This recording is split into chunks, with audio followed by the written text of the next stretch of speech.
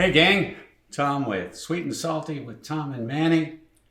This is Budrick, or Buddy, and he is the master of his domain.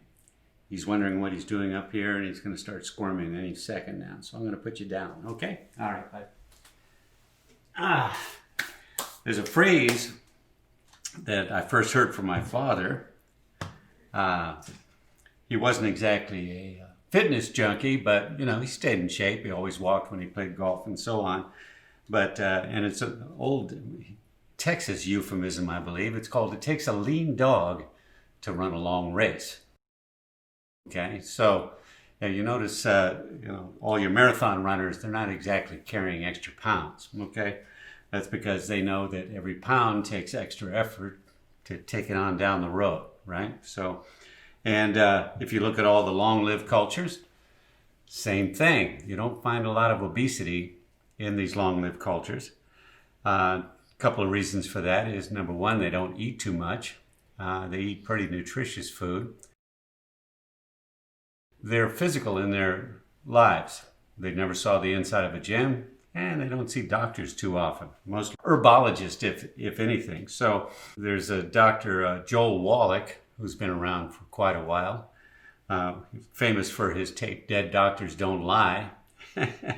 And he basically says, one of the attributes of living a long and healthy life is staying the hell away from doctors, okay? And over my experience, I get that, because the few times that I've been treated medically have not turned out so well. And one of the things that you will always get from a doctor, unless you're, going in with a gunshot or a broken arm from a bicycling accident or whatever, is he gets out his prescription pad and seeks to, we're going to treat your symptoms, okay? Now your symptoms, you're causing your symptoms in most cases through bad diet, through lack of exercise, through lack of nutrition, so on. And so rather than prevent those symptoms, you choose to take a prescription medicine. And I think we're like 75% of the population is taking some sort of prescription med. Really good for the drug manufacturers, really good for their bottom line, and great for you from the standpoint of it will handle your symptoms, and that way you don't have to be responsible for your own health and longevity. And you get to spend the last 10 years of your life, being a miserable pill-popping SOB, okay?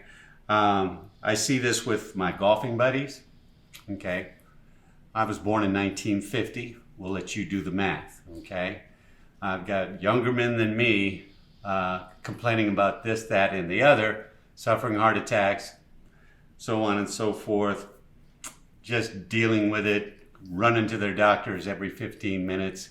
And, they complain about it, but of course they won't do anything about that. They won't remove the cause of the conditions, which I heard one naturopath say it's chronic inflammation. Most disease has its basis in chronic inflammation. And so that usually comes from exposure to toxins in the environment. By the way, if you live in a city, it doesn't matter whether you smoke tobacco or not, you're a smoker, okay? You're getting lots of heavy metals and so on, and toxins from the environment. And so your only defense against that sort of thing is through nutrition, all right? Now, there's nutrition and there's fitness, okay? Fitness without nutrition, probably a slow suicide, okay? Which is why, and I think I've mentioned this before, professional athletes don't necessarily have great longevity, okay? And looks like Buddy's going to come back in and get in the camera. I hope you don't mind. We like animals around here. Don't mess with any animal, okay? So, so what I really wanted to point out is that we are the architects of our own demise. Ain't none of us getting out of here alive. I acknowledge that, okay? I just don't want to, do it in a slow and stumbling manner, if you will, okay? Yeah, I'm sure you're quite right. See, even Buddy agrees, So one of the reasons that I, have a focus like this in my life is that old fight or flight. We all run into those situations, hopefully not on a daily basis, but where we, have that response of fight or flight. And if you're not ready for it, guess what? You're going to become a victim. So whether it's to run away, or having that ability to run away, or having that ability to defend yourself, to throw a punch and have it mean something, you've got to actually spend some time working out, okay? Otherwise, you're just asking to be a victim.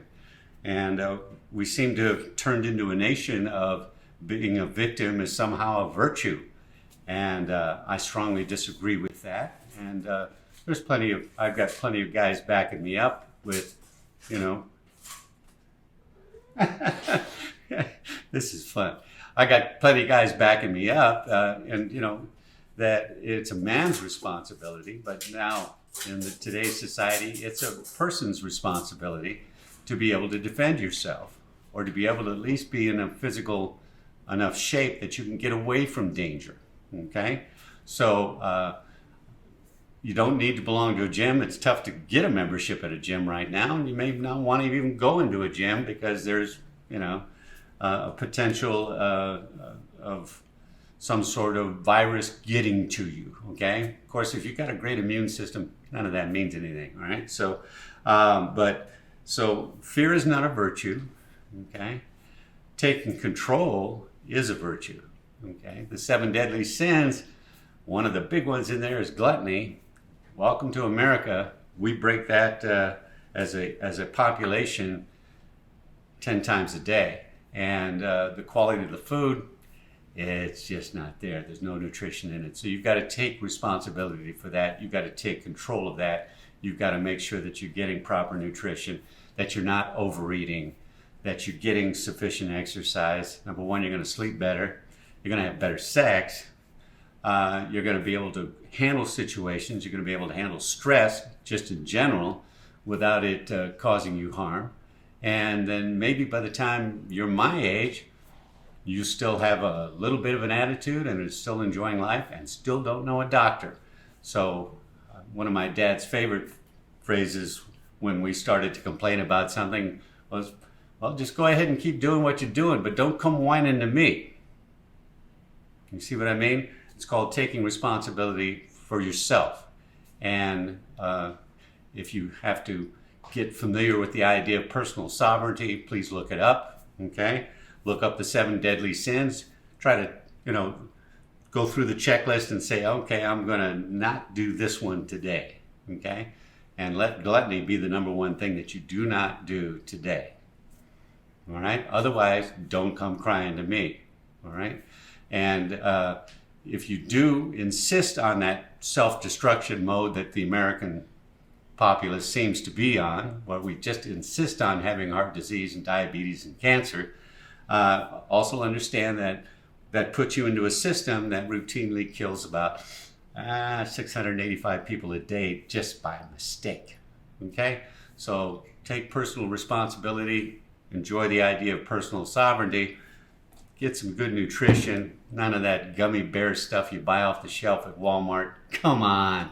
You really think that makes a difference? I don't think so. Are you that gullible? No, I didn't think so. So I recommend downloading the Eat Right for Your Type app so that you'll have on hand wherever you go shopping. Just be able to look up your food list, know your blood type. If you don't know your blood type, get a damn kit and test for your blood type. Personal responsibility, know your blood type, and then eat the foods that are highly beneficial for your specific blood type, okay? Cut your calories. Get under 2,000 a day, damn it, okay? Anything more than that, you're just being a glutton, all right? So have a fantastic day. This is Tom with Sweet and Salty with Tom and Manny. If I'm a little salty, too bad.